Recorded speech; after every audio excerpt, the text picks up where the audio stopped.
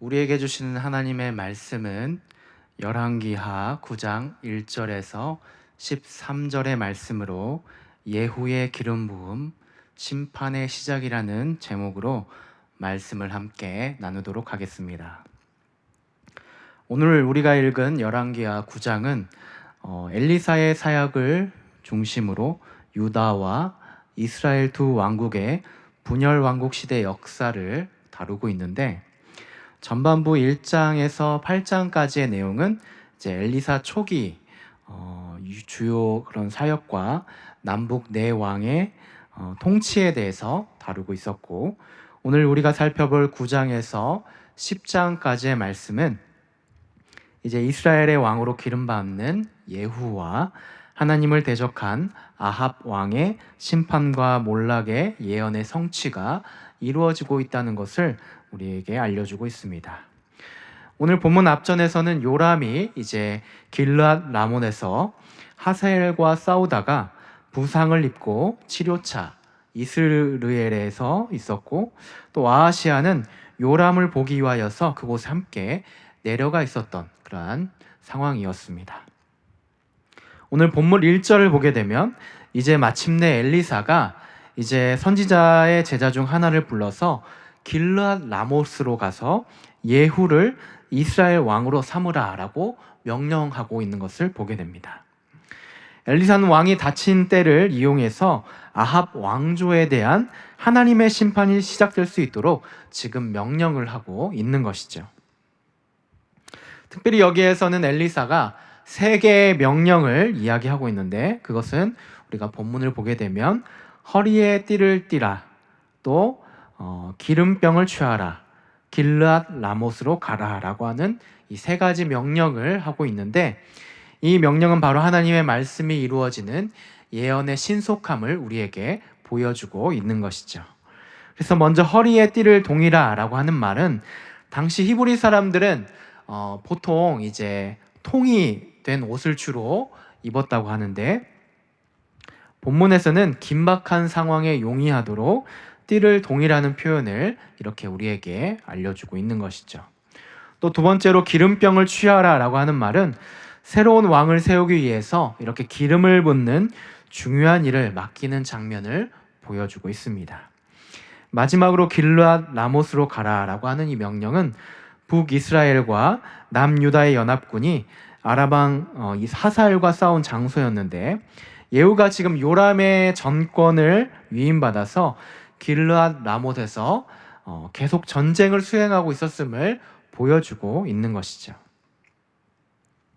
그런데 엘리사의 명령은 이렇게 이미 오래전에 엘리야를 통해서 이렇게 그 예언의 말씀이 전해졌다는 사실을 우리가 열왕기서를 통하여서 우리가 알 수가 있었습니다.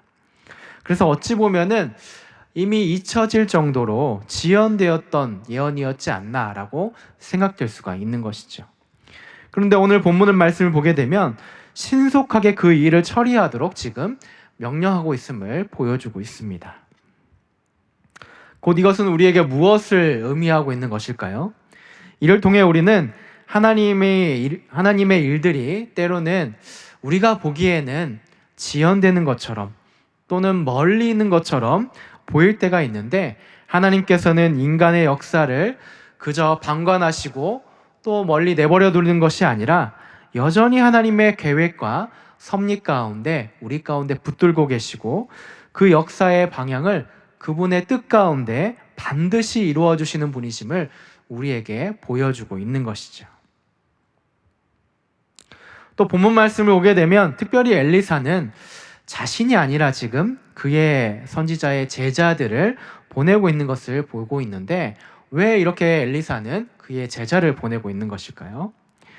먼저는 이 일이 비밀리에 진행될 필요성이 있기 때문에 오늘 그의 제자를 보내는 것 같습니다.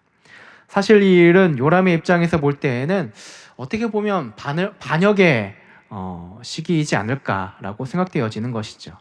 왕이 살아있을 동안에 다음 왕에 오를 사람에게 기름을 붓는 것은 죽음을 각오하는 일들 가운데 하나였다는 것이죠.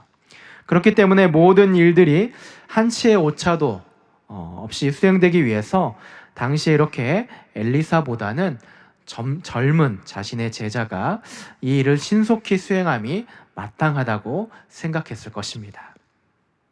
그래서 오늘 엘리사는 그의 제자를 불러서 하나님께서 예언하신 이 일들이 비밀리에 이루어지도록 지금 수행을 하고 있는 것이죠. 2절과 3절 말씀을 보게 되면 엘리사는 그의 제자에게 길르앗 라못으로 가서 예후를 찾아 골방으로 들어가 기름을 그의 머리에 부으며 그에게 내가 내게 기름을 부어 이스라엘 왕으로 삼노라 하였노라 하셨느니라 라고 선포를 하고 문을 열고 도망하되 지체하지 말라고 이렇게 명령을 하고 있습니다. 특별히 이 말은 3절과 6절과 또 12절 말씀 3번이나 이렇게 반복되어지는 것을 우리가 볼 수가 있는데, 아합의 집을 심판하시겠다고 하신 하나님의 말씀이 그대로 성취하시겠다는 사실을 지금 반복하여서 강조하고 있는 것이죠. 결국 본문은 진정한 왕은 하나님의 섭리와 주권 아래 반드시 세워지고 심판된다는 것을 우리에게 상징해서 보여주고 있는 것이죠. 또 4절 말씀을 보게 되면 엘리사의 제자는 이 일을 신속하게 진행하기 위해서 길르앗 라못으로 향해 가고 있는 것을 보게 되고, 5절 말씀에 이제 그곳에 군대 장관들이 회의하고 있을 때 엘리사의 명령대로 여러 장관들 가운데 예후를 지명하여 불러내고 있는 것을 보게 됩니다. 그리고 집으로 들어가 엘리사의 명령대로 기름을 부어서 하나님께서 예후를 이스라엘의 왕으로 선택하여 세우셨음을 선포하고, 7절 말씀에 예후에게 하나님의 섭리하시는 그 뜻을 아주 깊게 또 진실하게 그 뜻을 전달하고 있는 것을 보게 됩니다. 그래서 하나님께서 선지자를 통해서 이렇게 예후를 세우신 것은 바로 아합의 왕과를 진멸하라는 심판의 메시지였음을 보여주고 있는 것이죠. 아합 왕을 진멸해야 되는 이유는 당신의 백성들의 고통과 악행에 대해서 하나님은 잊지 않으셨고 이제 때가 찼기 때문이라는 것을 알려주고 있습니다. 하나님은 잊지 않으시고 선지자들과 억울하게 죽은 이들의 피를 갚아주시고자 하셨다는 것이죠. 왜냐하면 그들에게 입힌 이러한 악행들은 곧 하나님 자신에게 한 것과 마찬가지였으므로 그분의 공의가 반드시 약속대로 이루어지고 있다는 것을 우리에게 보여주고 있습니다.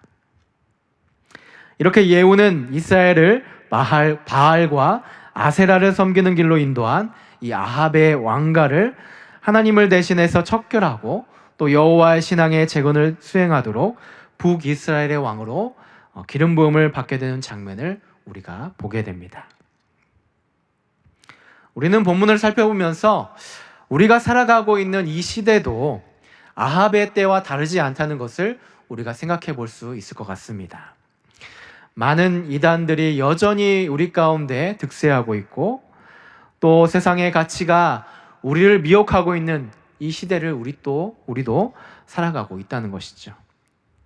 이런 혼란한 시대 가운데 우리가 기억해야 될 것은 하나님의 말씀을 늘 우리의 마음 가운데 기억하고 그 뜻대로 감당하는 자들이 더욱 필요한 시대가 오늘의 시대도 마찬가지라는 것이죠.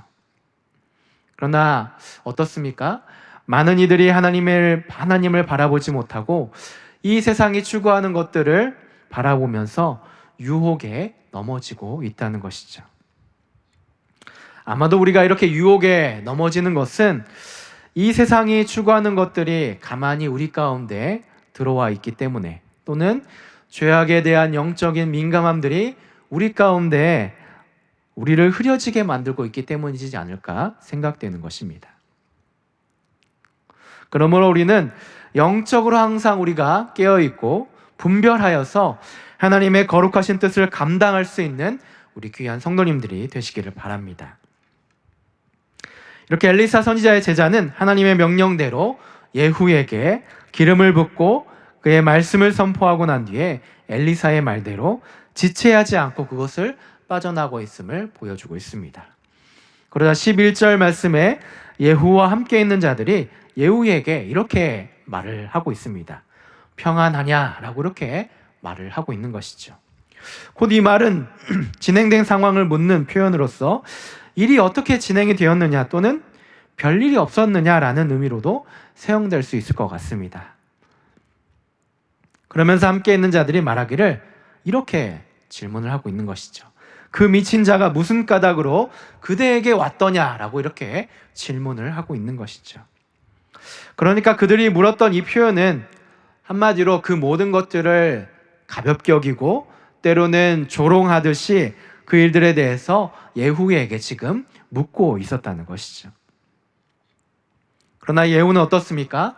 선지자의 말을 진지하게 받아들이고 예언의 말씀을 마음에 새겼기 때문에 오히려 그렇게 질문하는 자들에게 하나님께서 내게 기름을 부어서 이스라엘 왕으로 세우셨다라고 담대하게 선포하고 있는 장면을 우리가 보게 되는 것이죠. 우리가 이렇게 말하는 것이 참 쉬운 일은 아닐 것입니다. 왜냐하면 이 말은 앞전에도 이야기했듯이 반란에 해당되는 말이었기 때문입니다. 그러나 예후는 이 모든 일들이 하나님께로 말미암았음을 확신했기 때문에 이렇게 지금 담대하게 믿음으로 선포하고 있는 것이죠. 말씀에 대한 확신이 행동으로 이렇게까지 당당하게 나타나고 있습니다. 그러자 이 말을 들은 사람들의 반응이 어떻게 나타나고 있습니까? 13절 말씀을 보게 되면 담대하게 선포한 예후의 말을 그대로 받아들이고 각각 자기의 옷을 가져다가 섬돌 위 곧 예후의 밑에 깔고 나팔을 불면서 예후를 왕으로 외쳤다라고 기록해주고 있습니다. 예후가 이렇게 어떻게 즉각적으로 왕으로 받아들여졌는지에 대해서 당시의 모든 것들을 우리가 알 수 없지만 그 상황들을 살펴보면 그것이 조금은 이해될 수 있을 것 같습니다. 당시 어떻습니까? 당시의 군사들은 요람에 대해서 깊은 불만과 혼란을 가지고 있었고 또 자신들은 전쟁에서 치열한 전투를 하고 있음에도 불구하고 당시의 왕은 그 전쟁터에 있지 아니하고 다른 곳에 있었기 때문에 영적으로 이렇게 무지하고 혼란한 시대 가운데 하나님의 말씀으로 세워진 예후의 영적인 이러한 권위가 세워지고 있었음을 우리가 알게 되는 것이죠. 이렇게 예후는 오늘의 말씀대로 하나님의 기름 부은 왕으로 세워지게 되었고 이제 심판의 시작의 서막을 알리는 그런 모든 것들이 진행될 수 있게 되었습니다. 사랑하는 우리 성도 여러분, 우리는 오늘 말씀을 통하여서 무엇을 깨달을 수가 있겠습니까? 하나님은 모든 섭리 가운데 우리를 다스리시고 그분의 계획 가운데 우리를 이끄시는 분이심을 우리가 기억해야 될 것입니다. 그러나 우리는 때로는 그 말씀을 기억하지 못하고 여전히 하나님의 뜻이 이루어지지 않아서 조바심을 낼 때도 있고 또 그것에 대해서 절망하고 낭망할 때가 있다는 것입니다. 그러나 우리는 하나님께서 말씀하시는 뜻을 늘 마음속에 기억하고 또 바라보면서 세상의 방법이 아니라 바로 하나님의 선하신 뜻 가운데 우리가 살아갈 수 있도록 힘을 쏟는 거룩한 믿음의 백성의 모습이 되어야 될 줄로 믿습니다. 그리고 무엇보다도 하나님께서 말씀하시는 바를 늘 우리의 마음 가운데 새길 수 있도록 오늘 예후의 마음처럼 확신을 얻고 또 모든 이들에게 담대하게 선포할 수 있는 우리의 모습들이 되었으면 좋겠습니다. 특별히 이번에 추석 명절이 있는데 우리 모든 가족들에게 하나님의 말씀을 이렇게 예후처럼 능력 있게 선포하고 또 전도할 수 있는 여러분들의 모습이 되었으면 좋겠습니다.